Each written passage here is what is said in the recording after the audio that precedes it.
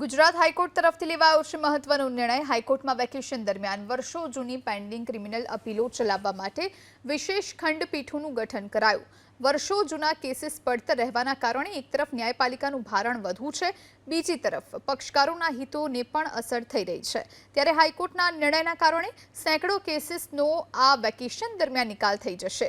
Vacation દરમિયાન જે જજીસ કામ કરવા માંગતા હોય અને વકીલોની ફિઝિકલ હાજરી અથવા ઓનલાઈન હાજરી મંજૂર રખાતી હોય તેવા સમયે ગુજરાત હાઈકોર્ટ એડવોકેટ એસોસિએશને પણ આ નિર્ણયને આવકાર્યો છે અને આશા વ્યક્ત કરી છે કે આ નિર્ણયથી તમામ પક્ષકારોના હિતો જળવાશે।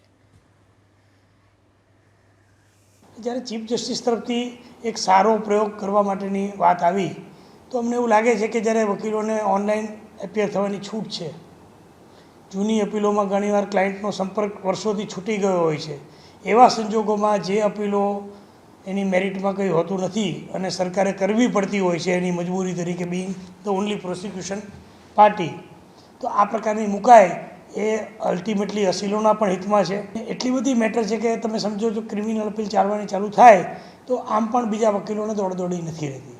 આ સંજોગોમાં અમને બાર તરીકે લાગ્યું કે જ્યારે જજો આટલો આગ્રહ કરી અને જૂની મેટરો પતાવે છે તો આ વખતે ક્રિમિનલનો પ્રયોગ કર્યો છે। અમે એવું ઈચ્છીએ કે જૂની સિવિલ અપીલો, જૂની એક્વિટલ સિવાયની કન્વિક્શન અપીલો જેમાં જામીન મેળવવા પડતા હોય છે, ઘણામાં જામીન મળ્યા નથી હોતા અપીલ એડમિટ થયા પછી, તો આ બધા સંજોગોમાં જૂની અપીલોમાં બે વસ્તુ હોય છે કે ઘણીવાર જેલની ટર્મ જેટલી તો સજા બાકી નથી રહેતી, તો આ બધી મેટરો પૂરી થાય, બેકલોગ ઘટે તો નવી મેટરોનું ભારણ નહીં દેખાય અને કોર્ટો પણ રિલેક્સ થઈને કામ કરશે।